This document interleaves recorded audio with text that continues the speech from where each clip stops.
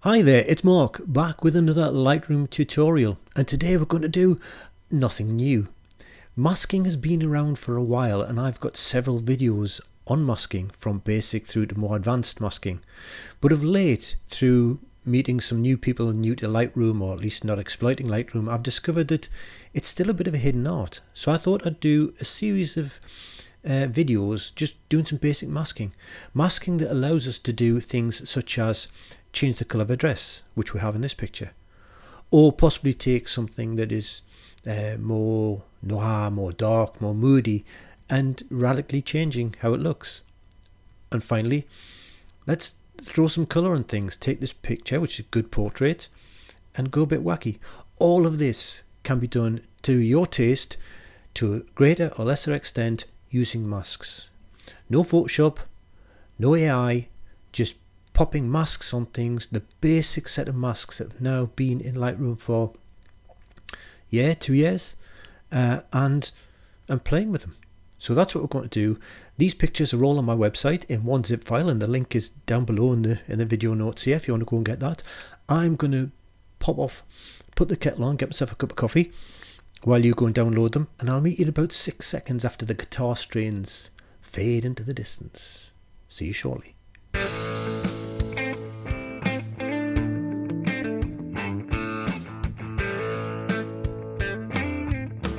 Welcome back. Here we are in sunny Lightroom, and as I've said in a few videos, this is Lightroom Classic. However, it's exactly the same features and functions that you have in Adobe Camera Raw. So if you are an Adobe Camera Raw user, you can do all of this anyway. It'll just look slightly different on the panels and the order and how they're presented on screen, but it's the same thing. They both operate the same code underneath the covers.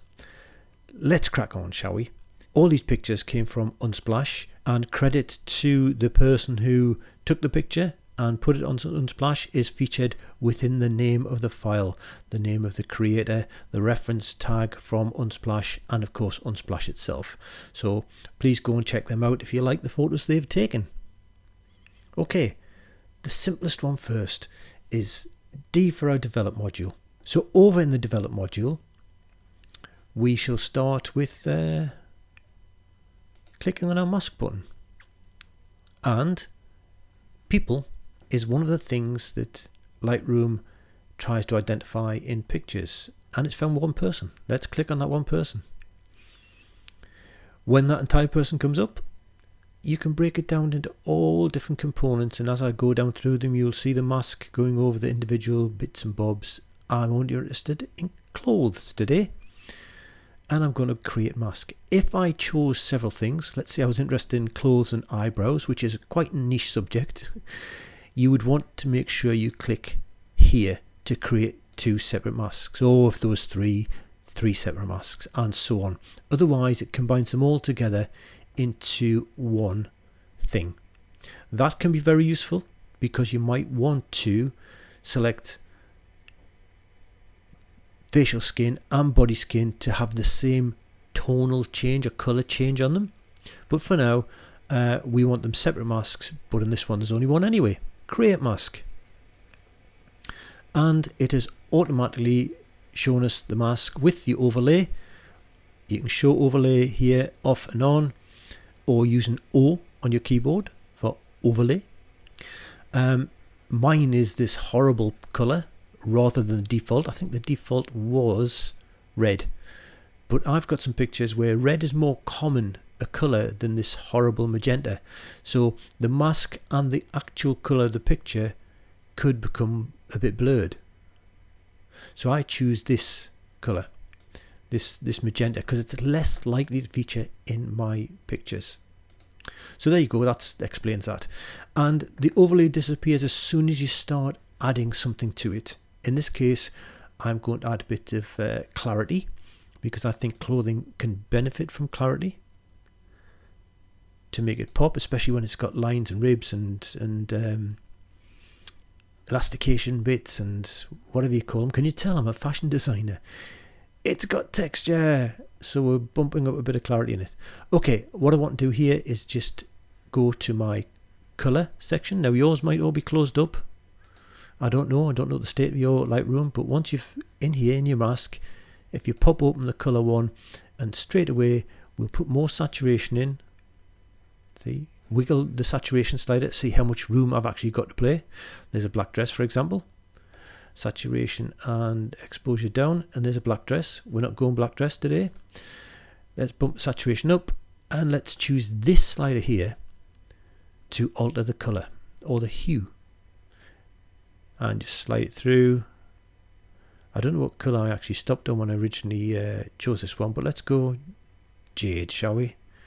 Now the range of colour changes you get here will vary. You won't get the full rainbow because it all depends on the underlying colour that this hue is being changed from. And it won't be the same changes and hues picture to picture, again because of the underlying colour. So I'm quite happy with that jade. I think I want to make it a little bit more dark in the black areas, so I'm actually going to bring the blacks down a little bit, and there you have it. Done.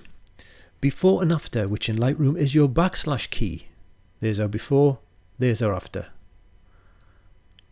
As simple as that. What's next? Well, the next picture is more about changing the background, not the clothes. So let's go to this one. I actually think this picture from Nerf Portraits, again from Unsplash, I think this is an AI generated one. It just has that look and feel, albeit it's got the right number of fingers. Although I think been hitting a punch bag a bit hard on the knuckles there, but be that as it may, I just want to do a little bit of a change to this. I want to just add a bit of clarity in straight away, I think. Okay, personal taste. Let's go to masks, and this time I'm not interested in the person, I'm interested in other masks, particularly background. And there's the background. It spills into the hair a little bit, but I'm not too fussed about that. Not enough to try and add and subtract. You do not have to be precise all the time with edits. Yes, there are times when you need to be and want to be, but when it's things like backgrounds and borders of landscapes and such, you don't necessarily have to be precise. A little bit of bleed into it is adding a little bit rough and readiness works. I'm not talking about halos though. If you do a sky mask, you can sometimes get a halo, a line at the border, and that doesn't look good. I've got some tips on that in some of my videos, but in general, having a bit more of a feather, that was the word I was looking for earlier, a bit more feather in there will work. Anyway, back to here. Let's bump up the exposure. And that seems to be working, except note, I don't like the fact that it's got bringing out some of this colour noise that was in there. So what can we do about that? Well, what I'm going to do is not increase it as much at the moment, but I'm going to take the saturation out. It's a grey background, so it's not going to suffer from me sliding saturation down to get rid of that colour. And there we have our basic edit. I am going to do more to it. I'm just going to come back out of masks into my basic panel. Add a little bit more contrast, I think, in there. And I'm also going to add a little bit of vignette. Vignette is down under effects. A little bit of vignette in there, just a little bit. Okay, I want her to be more backlit. So let's go back into our masks. Create mask. Radial gradient. Let's put a radial gradient on about there, just off center, so my light might be up here shining down to the background, so it's going to stick out more this side than this side. I also want to not have it her lit, so I will subtract subject. Okay, now it's taken her off the radial gradient, and the good thing is I can move this radial gradient around, and it will always subtract her no matter where it is. I don't have to redo that subtraction. That subtraction will stay where it is. So I'm going to have that about there. And also I have a nice feather on this I do not have radial gradients and such unfeathered very much. You can find a happy medium in there. I generally go extreme with my feathering, but let's bring it back just a little bit. And exposure. Lift that up. Can I put a bit of colour in there? Don't think I will be able to because I desaturated it. I didn't think that would work. I thought it might change a bit of a tone, but let's just bump up the exposure a little bit more. And let's prove that this thing actually goes around with her. See? That's a fantastic feature of masking. So I'm going to leave my radial gradient there, I think. And I can change the feather afterwards. In fact, the good thing about masks is you come out, unlike Photoshop where you might make an adjustment to a layer, you might save it all compressed. You can't unpick that knitting very easy. You can unpick it if you keep all your separate layers. But masks, you can go back in at any time, pick up the mask you're on, and make that adjustment again. Lightroom is totally non-destructive that way. So there you go, an easy way to backlight. Let's try our third and final image, which is this lady here. And what I want to do here is I'm going to put a bit of a vignette on, just to draw the eye. And we'll start reverse order here. Let's do that. Let's put her in the spotlight as well. So let's go background. And let's bring the exposure down on the background. And subtract from that a radial gradient. And put that in there. So far, before and after, backslash key, before and after.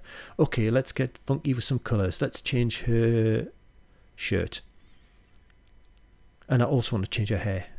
So let's create a mask. I want to go person.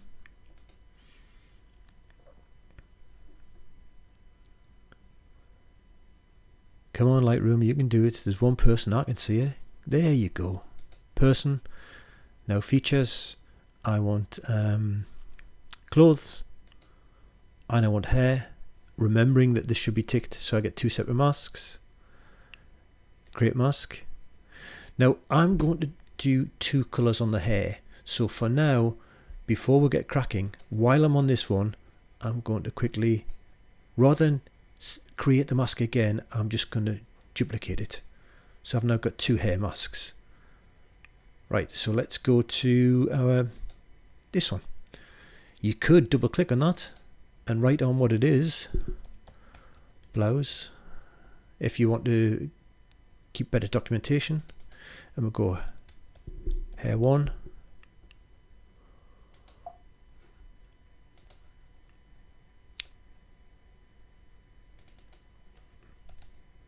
Hair 2. Okay, blouse. We won't change the colour of the blouse. So we looked at this before with just the hue. Let's see what the hue does. Now that's not much, is it? Why is that? That's because the underlying colour here is white, and it's difficult to change the hue, the colour of white. So I found the trick to this is to tint it. So let's give it a colour. Let's give it yellow, which in and of itself is one way to apply colours here. But once you've given it that colour, you then find that the hue works better. So yes, you can change white, but you've got to change it first. Now I think in the original I showed at the beginning, actually looking down here, it was blue, so I'm going to use a different colour this time. I'm going to go for lilac. Give it a little bit more saturation, and I'm going to give it a bit of clarity, which is under effects. Bit of clarity in there. And I'm going to leave the blouse at that. Okay, hair 1. Let's do the same thing. Let's just see what we can get with our hue without changing anything else. So go. I know that's a bit of a complementary colour, and that is too. So that's -153. Made a mental note of it, and we'll make that about there. Okay, I rather like that. It matches her hair. but I don't want the whole hair, so I'm going to put in a linear gradient. I'm going to subtract using a linear gradient, and I'm going to bring that linear gradient down here. Now I make a note here that the central line of my linear gradient is above her little finger of the hand on her ear and cuts through her eyebrow. Okay, so there and there. Why do I want to do that? Because on this hair I want to change it to, what was it, 180? I can't remember the number. I told you to keep an eye on the number. What number was it? Anyway, I'm going with this one, and I'm going to subtract with a linear gradient, and I'm going to put that linear gradient also center line on her finger and cut through her eyebrow. And the lines on either side, this is how much the linear gradient gets feathered, and I'm going to just bring it a bit more so we don't end up with too big a line, too big a cut off of the colour. And let's look at that. Let's go before and after. How easy was that? Okay, add a little bit more of a vignette in there. Possibly recrop this one actually. So click on our crop tool, bring this down a little bit. There you go.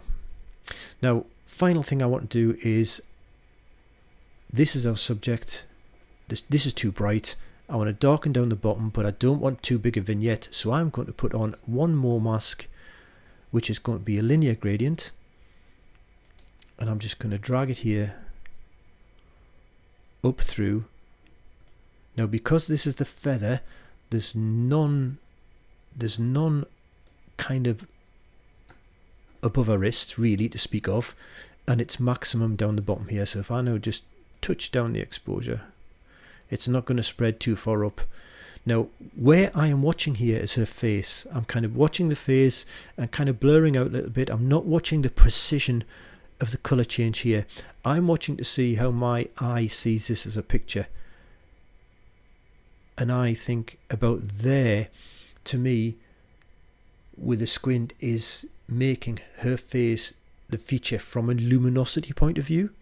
And there's no distraction, there's nothing drawing me down the picture, if that makes sense.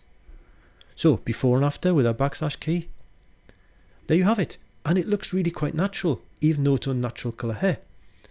I hope you found that useful. Useful enough to go and hit that subscribe button if you have not already subscribed. Click the bell when you do that to be notified of future releases. And give this a thumbs up, give it a like if you think it warrants a like. Because likes get noticed by YouTube, YouTube notices me, and YouTube then puts my videos out as recommended videos to other people looking at similar things. And that's it. My coffee is done. We haven't spent too much time on this, and there will be others, so stay tuned, and I will catch you later. Bye for now.